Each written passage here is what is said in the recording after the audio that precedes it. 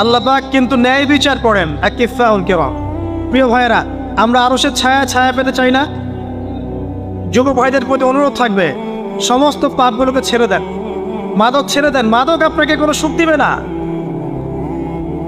এই ফ্রেন্ড সার্কেলকে দেখানোর জন্য স্মার্টনেস মনে করে সিগারেট টানতে যায় না। ওখান থেকে আপনি ইয়াবাতে চলে যাবেন, ওটা প্রথম ধাপ।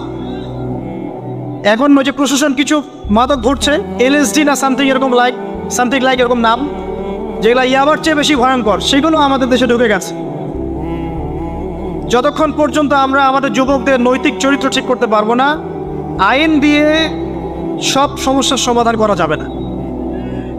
এটা কখনো হয় না। মানুষকে পিটিয়ে, জেল দিয়ে, শুলি দিয়ে, ফাঁসি দিয়ে সবসময় সমস্যার সমাধান হয় না।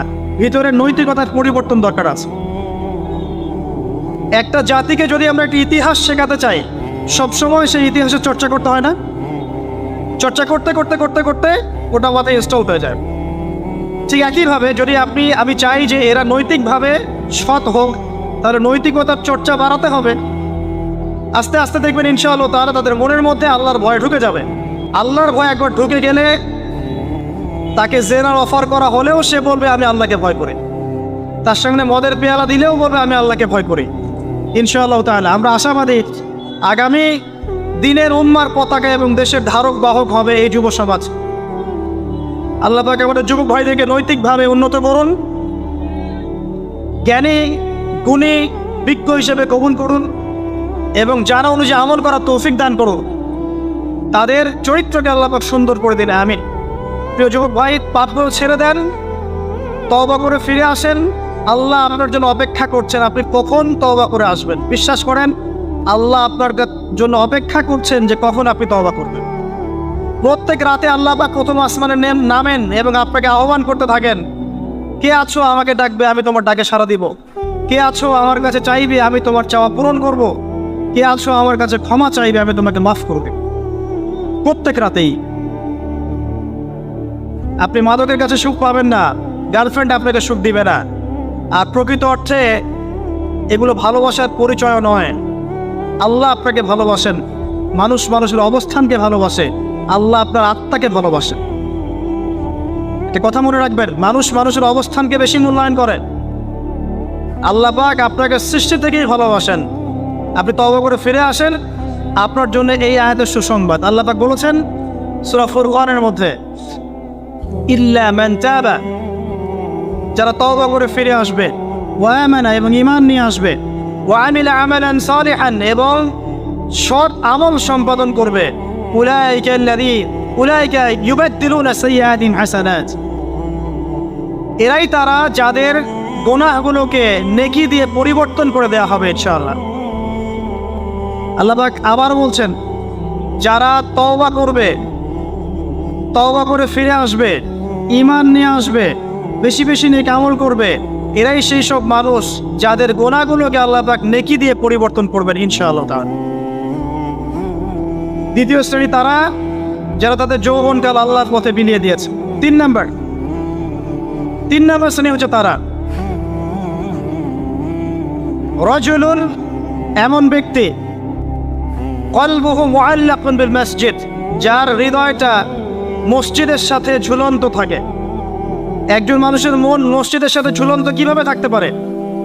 মানে প্রত্যেক ওয়াক্ত নামাজের পরের ওয়াক্ত নামাজ পড়ার জন্য সে আগ্রহী থাকে। এটাকে বলা হয় মসজিদের সাথে হৃদয়ে ঝুলন্ত থাকা। এই শ্রেণীর মানুষকে আল্লাহ পাক আরশের ছায়া দেবেন ইনশাআল্লাহ তাআলা। এটাকে আমরা করতে পারি না ভাই? আল্লাহ পাক আমাদেরকে তৌফিক দান করে দেয়, আমিন। 4 নম্বর শ্রেণী রাজুলান, এমন দুইজন ব্যক্তি, হোক নারী বা পুরুষ, তাহাব্বা ফিল্লাহ, যারা একে অপরকে আল্লাহর জন্য ভালোবাসে। একে অপরকে আল্লাহর জন্য ভালোবাসে, দুনিয়ার স্বার্থে নয়, আল্লাহর জন্য, দ্বীনের স্বার্থে ভালোবাসে। ইজতামা আলাইহি ওয়া তাফাররাকা আলাইহি, একত্রিত হয় তারা আল্লাহর জন্য, বিচ্ছিন্ন হয় আল্লাহর জন্য। অতএব যাকে ভালোবাসতে চান আল্লাহর জন্য ভালোবাসেন।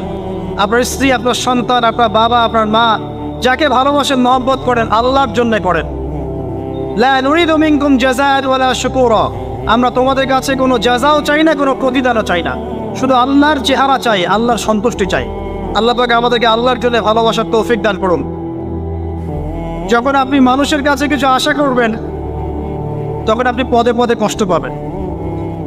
আশাবাদ দিয়ে আল্লাহর জন্য ভালোবাসেন, ইনশাআল্লাহ তাআলা দেখবেন আল্লাহ পাক আপনাকে কবুল করেছেন। আমিন।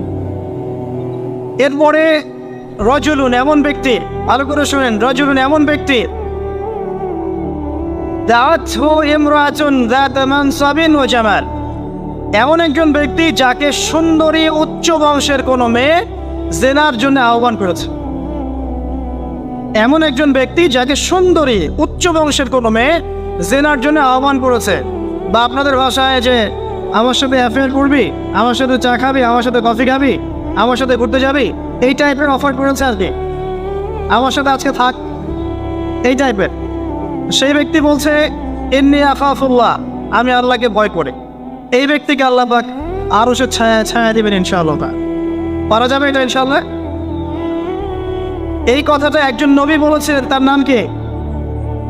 ইউসুফ আলাইহিস সালাম।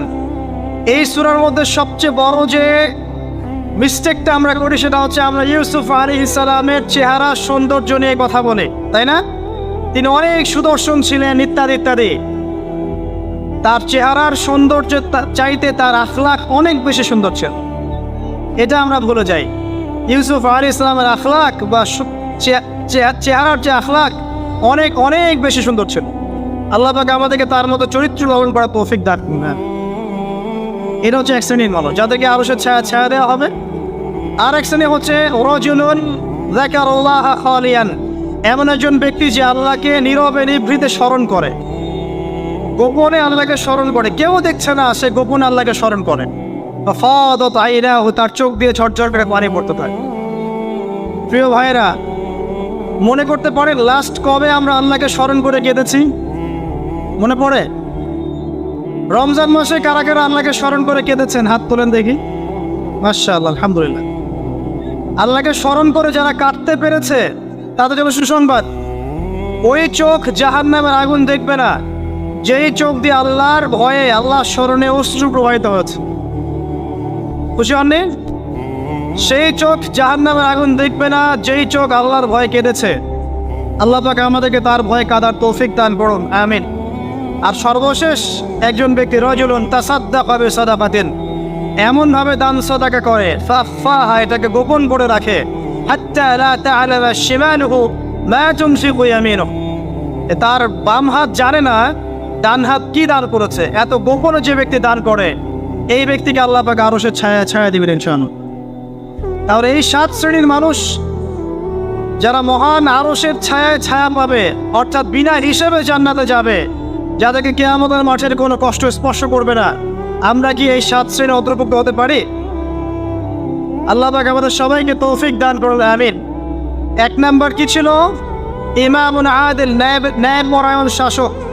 2 নাম্বার এমন যুবক যে তার যৌবনকাল আল্লাহর পথে ব্যয় করেছে। 3 বলেন, 3 নাম্বার কি? এমন